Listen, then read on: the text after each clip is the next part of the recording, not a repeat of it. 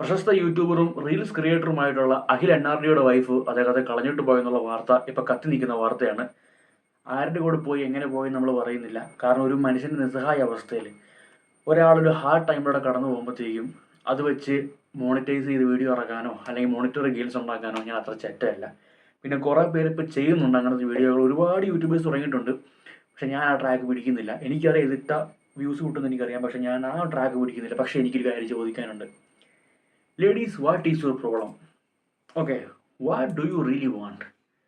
കാരണം ഇങ്ങനെയുള്ള കണ്ടന്റുകൾ അല്ലെങ്കിൽ ഇങ്ങനെയുള്ള ടോപ്പിക്കുകൾ നമ്മൾ കൂടുതൽ സമൂഹത്തിൽ കാണുവാണ്. അപ്പോൾ ഞാൻ ചോദിക്കുവാണ്, what do you really want?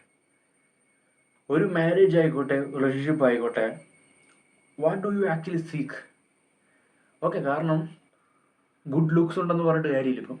കാരണം we are seeing more divorces, more cheating, more broken families. So good looks not working, good looks not working, money not working, fame not working, nothing's working.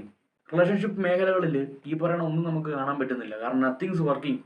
Good looks, money, fame, അല്ലെങ്കിൽ എന്താ പറയുക, ഒരു stable income, job, അത് ഇതൊന്നും വർക്കാവുന്നില്ല. Generational wealth പോലും വർക്കാവുന്നില്ല.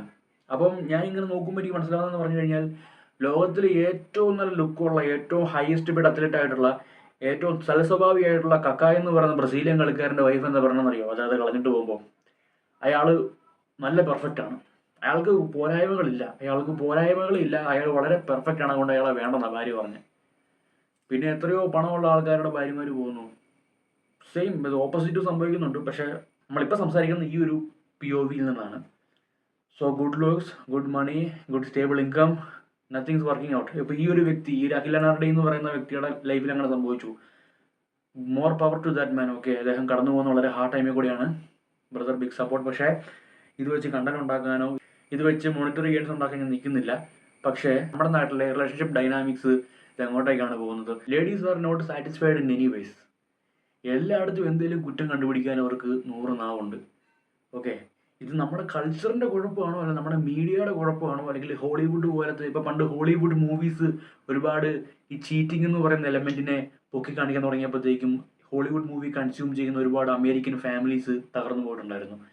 അപ്പോൾ നമ്മുടെ നാട്ടിൽ അങ്ങനത്തെ ഒരു മീഡിയ കൾച്ചർ, അല്ലെങ്കിൽ ഒരു നമ്മുടെ കൾച്ചറൽ ഷിഫ്റ്റ്, അല്ലെങ്കിൽ ഒരു famous pop cultural change, okay, അല്ലെങ്കിൽ നമ്മുടെ ജനങ്ങൾ കൺസ്യൂം ചെയ്യുന്ന ഷോർട്ട് വീഡിയോസ് തൊട്ട് ഈ പറഞ്ഞ കുക്കു FM കഥകൾ തൊട്ട്, ഓക്കെ, അവർ വായിക്കുന്ന മാഗസീൻസ് ആയിക്കോട്ടെ, അവർ കൺസൾട്ട് ചെയ്യുന്ന തെറാപ്പിസ്റ്റ്, സൈക്കോളജിസ്റ്റ്, അല്ലെങ്കിൽ സൈക്കോളജിക്കൽ ആയിട്ടുള്ള നോട്ട്സ്, തിയറീസ് ഒക്കെ വായിക്കുന്ന, അല്ലെങ്കിൽ അങ്ങനത്തെ മാഗസീൻസിലൊക്കെ വായിക്കുന്നതൊക്കെ എന്തും ആയിക്കോട്ടെ, നമ്മുടെ സമൂഹത്തിലെ ലേഡീസും അല്ലെങ്കിൽ young men and young woman, they are being like manipulated. Stable income, stable job, stable looks, nothings working out. കാരണം ഇങ്ങനെ ഇത്രയും ഫേമസ് ആയിട്ടുള്ള ഒരു വ്യക്തി, ഇത്രയ്ക്ക് സാമ്പത്തികവും ഇത്രയും ഫേമസ് ആയിട്ടുള്ള വ്യക്തിയുടെ ലൈഫിൽ വരെ തകർച്ച സംഭവിക്കണം എന്നുണ്ടെങ്കിൽ bro, it's some serious trouble. നമ്മുടെ കൾച്ചറൽ ഷിഫ്റ്റ് ആയിരിക്കാം, അല്ലെങ്കിൽ നമ്മുടെ യുവതികൾ കൺസ്യൂം ചെയ്യുന്ന കണ്ടന്റ്, അല്ലെങ്കിൽ അവരുടെ മൈൻഡിലേക്ക് മനിപ്പുലേറ്റ് ചെയ്ത് വിടുന്ന കണ്ടന്റ് ആയിക്കോട്ടെ, അല്ലെങ്കിൽ അങ്ങനത്തെയുള്ള മീഡിയ ഐറ്റംസ് ആയിക്കോട്ടെ, it is doing great damage to them. കാരണം നമ്മൾ ഇന്ന് കാണുന്ന ഫുൾ ഇങ്ങനെയാണ്. അതെല്ലാം ഉണ്ട്, പണം, ഫെയിം, മണി എല്ലാം ഉണ്ട്. പക്ഷേ ഒരു സ്റ്റേബിൾ റിലേഷൻഷിപ്പ്, മാരേജ് കൊണ്ടുപോകാൻ പറ്റുന്നില്ല. അതിന് കാരണം ചിലപ്പോൾ ഓബിയസ്ലി എല്ലാവരും പറയും അത് അതിലുള്ള ആൾക്കാരുടെ കുഴപ്പങ്ങളാണെന്ന്. പക്ഷേ എനിക്ക് തോന്നുന്നില്ല. കാരണം this pattern is repeating again and again and again and again. ഒരു കാര്യം സംഭവിക്കണം, ഓക്കെ, സമ്മതിക്കാം. അത് 2-3 പ്രാവശ്യം സംഭവിച്ചാലും സമ്മതിക്കാം. പക്ഷെ അത് അനവധിയായിട്ട് സെയിം പാറ്റേണിൽ, അതായത് എല്ലാം ഉള്ള ആൾക്കാരെ ഒരാൾ ചൂസ് ചെയ്യുന്നു, അവരുടെ കയ്യിൽ നിന്നെല്ലാം യൂസ് ചെയ്ത് കഴിയുമ്പോഴത്തേക്കും അവരിട്ട് പോകുന്നു. ഓക്കെ, സോ കൾച്ചറൽ ഷിഫ്റ്റ് ആയിരിക്കാം, അല്ലെങ്കിൽ മീഡിയ നമ്മുടെ ജനങ്ങളെ മാനിപ്പുലേറ്റ് ചെയ്യുന്നതായിരിക്കാം. എന്തൊക്കെയായാലും നമ്മുടെ നാട്ടിലെ young ladies are being manipulated by something else. So ഇതൊരു സീരീസിൻ്റെ സ്റ്റാർട്ടിംഗ് ആയിരിക്കും. നമ്മളിനി ഈ ഒരു ടോപ്പിക്കിൽ ഒരുപാട് വീഡിയോസ് ചെയ്യുന്നതായിരിക്കും. എന്തായാലും അഖിൽ എൻആർഡി എന്ന് പറയുന്ന ഒരു വ്യക്തിയെ പറ്റി ഞാൻ കണ്ടന്റ് ഉണ്ടാക്കി പുള്ളിയെ നാട്ടിക്കാൻ, അല്ലെങ്കിൽ പുള്ളിയുടെ കണ്ടന്റ് വെച്ച് പൈസ ഉണ്ടാക്കാൻ ഞാൻ നോക്കിയിട്ടില്ല. ജസ്റ്റ് ഞാൻ ഒരു ടോപ്പിക്ക് പറഞ്ഞിട്ടുണ്ട്. പക്ഷെ അതിനെപ്പറ്റി ഞാൻ പറഞ്ഞത് പിന്നെ നമ്മുടെ നാട്ടിലെ കാര്യങ്ങളെ പറ്റിയാണ്. പക്ഷേ ഇതേ സമയത്ത് തന്നെ ഒരുപാട് പേര് ആ ഒരു കണ്ടന്റ് വെച്ച് ഇപ്പം പൈസ ഉണ്ടാക്കാൻ തുടങ്ങി കാണും. എൻ്റെ ഈ ഒരു ചാനലിലെ first and last mention of Akhil എൻആർഡിയുടെ സ്റ്റഫ് ഇതായിരിക്കും. ഓക്കെ, ഇനി ഇതിൻ്റെ മേളിലേക്ക് ഞാൻ ഒരു വീഡിയോ ചെയ്യുന്നില്ല ആ ടോപ്പിക്കിനെ വെച്ച്. ഓക്കെ.